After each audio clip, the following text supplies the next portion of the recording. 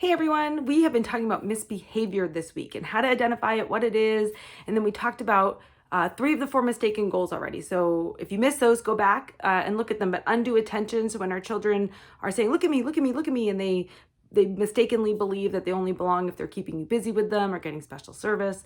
Misguided power, where you see power struggles and kids believing that they only belong if they're the boss and no one's bossing them around. Revenge, when kids are using their behavior as a weapon because they feel like I can't be liked or loved, so I'll hurt others like I feel hurt.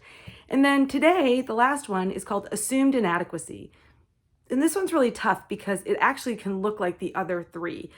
The real message behind assumed inadequacy, the mistaken belief is I can't be liked or loved. I don't belong. I can't do it. And so I will get you to expect less of me. I can't belong at all. And so this is like a sign of super discouragement, and it goes beyond just acting out. It's when a child sincerely believes that they're not good enough and there's nothing they can do, so they try to lower people's expectations. So it can look like undue attention. Often class clown activities can be that, it's not just getting attention, it's I'll be the funny person so nobody sees that I'm not capable of anything. It can look like power struggles, refusing to do their homework. It can look like revenge, saying mean things, hurting other people, bullying other kids. And so the big thing to know is that as a parent, you don't necessarily just feel irritated or challenged or even like disgusted. You start to feel incredibly discouraged yourself, and almost hopeless. Like, I don't know where to go with this. And so when you identify assumed inadequacy, it's really important to know that you're dealing with a high level of discouragement. So they really need encouragement. And this can look like both problematic behavior, in terms of acting out, troublesome behavior, things like that. It can also look like perfectionism in terms of I'm not good at things, and so I'll only do what I'm really good at. So quitting really easily, giving up. You tend to see a lot of negative self-talk when it comes to assumed inadequacy. And some kids are more wired for this than others. It doesn't necessarily mean that you have been discouraging them or even that someone else said anything. I know my daughter Imogen is much more naturally wired towards assumed inadequacy. Part of that is sometimes it shows up with really talented kids. If they're really talented in one area, so something comes really naturally to them. So for my daughter, reading just came really natural. She taught herself to read by the age of 4. And so that was just easy for her. But as she's hit other things that aren't natural for her, she becomes discouraged very quickly because she just assumes there's something wrong with her because she didn't have to do a lot of effort in order to be good at something.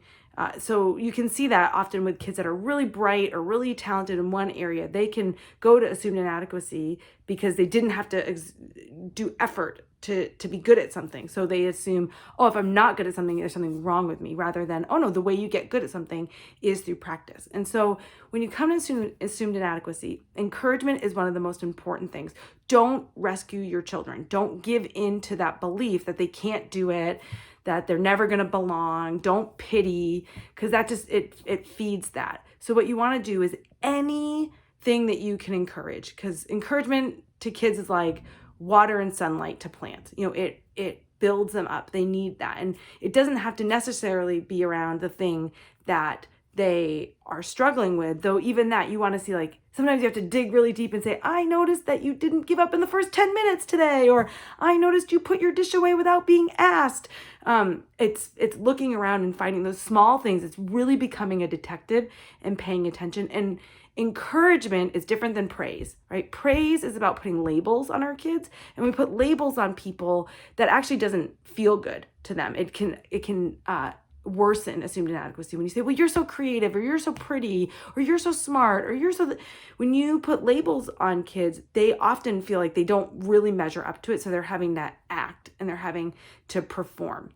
And encouragement is specific recognition about something that they have done. So it's not saying you're so smart. It's saying, I noticed how hard you studied today, or I noticed how difficult it was for you to work through that puzzle and that you kept at it, or I noticed that you have been really practicing. One thing with Imogen, you've really been practicing on your drawing, and look, I noticed that because she gets down on herself about that, because she thinks she has something in her head and she can't always get it down perfectly on paper the first time, and I'll say, oh, I noticed how much effort you put into learning how to draw those hands, and I can see how much you've improved. Wow, you should be so proud of yourself. And that's the other thing.